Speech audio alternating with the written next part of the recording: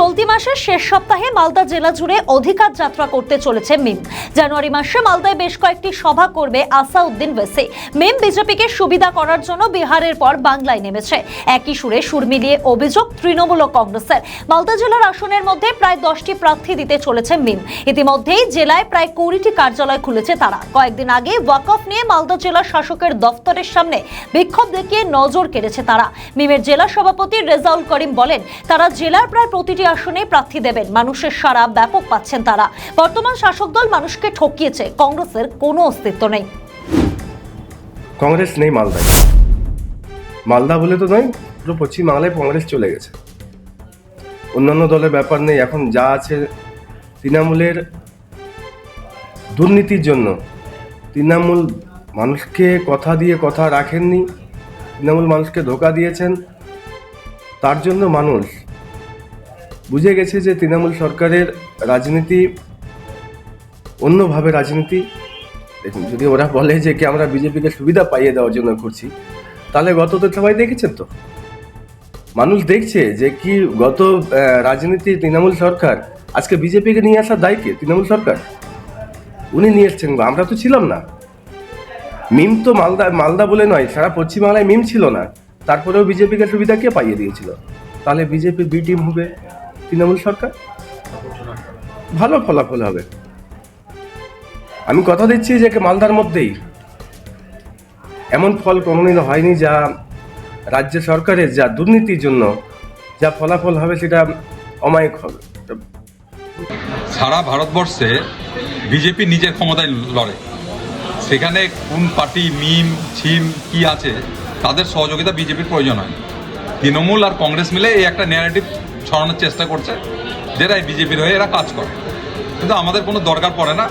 আসলে তৃণমূল নিজে ভয় পেয়ে গেছে যে সংখ্যালঘুদের ভাওতা দিয়ে তারা প্রতিবার ক্ষমতায় আসছে। সেই সংখ্যালঘু ভোট যদি এরা ভাগ করে দেয়, তাহলে তাদের কী হবে? তারা ভয় পেয়ে গেছে। তার মধ্যে দেখা যায় যে আমাদের 12টা ব্লকের মধ্যে প্রায় 8-9টা ব্লকই আমরা এগিয়ে আছি এমপি ভোটে, মানে 23-এর ভোটে। অতএব কে কি বললো আমাদের কোনো যায় আসে না, কারণ ভারতবর্ষের সবচেয়ে বড় দল হচ্ছে আমরা ভারতবর্ষের জাতীয় কংগ্রেস। কারণ জাতীয় কংগ্রেস আমাদের কিছু না হোক মালদার ক্ষেত্রে আমরা এটা মনে করি 12টা সিট আমরাও দিব। কিন্তু তৃণমূল যে সমস্ত আমাদের কেন গোটা হিন্দু সমাজ হোক, মুসলিম সমাজের সমস্ত সমাজের যেভাবে ক্ষতি করেছে, এটা কল্পনাতীত। কারণ এই সরকার হচ্ছে আমাদের রাজ্য সরকারের সমস্ত মাটি বাড়ি ঘর হচ্ছে রাজ্য সরকার। কেন্দ্রীয় সরকারকে কোনো কিছু করতে হলে আমাদের এখানে পারমিশন ছাড়া কোনো কিছু করতে পারবে না।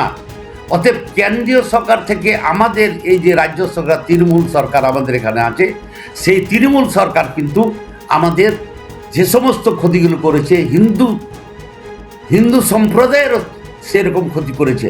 আপনারা দেখুন, আমাদের যেমন ওয়াকফের সম্পত্তি নিয়েছে, তেমন দেবত্ব সম্পত্তিও সমস্ত চলে গেছে। এটা আমাদের শুধু ক্ষতি করেনি, এবং অন্যান্য জাতিরও ক্ষতি করেছে। তাই আমি মনে করি কে কি বললো আমাদের কোনো যায় আসে না। মিম কি বললো আর তৃণমূল কি বললো বা মানে অন্যান্য দল যে কিছু বললো, সেটা আমার যায় আসে না। কারণ আমরা 23-এর ভোটে দেখিয়ে দিয়েছি, যে 24-এর ভোটে দেখিয়ে দিয়েছি যে আমরা কতটা মালদাতে সিট পেতে পারি। এবং এখন তো বর্তমান যা অবস্থা, তাতে মনে হয় যে আমরা 8-9টা সিট জিততে পারি। কারণ 2-3টা বিজেপি জিতবে, কিন্তু তৃণমূল একটাও পাবে না, এটাও ভেবেলেন। এই হচ্ছে আমাদের সবচেয়ে বড় আশা আকাঙ্ক্ষা। এই আশা আকাঙ্ক্ষা। আমাদের ভিডিও ভালো লাগলে লাইক ও শেয়ার করুন। কমেন্ট সেকশনে আপনাদের মতামত জানান। আরও ভিডিও পেতে আমাদের চ্যানেলটিকে সাবস্ক্রাইব করুন এবং প্রতি মুহূর্তে খবরের আপডেট পেতে প্রেস করুন বেল আইকন।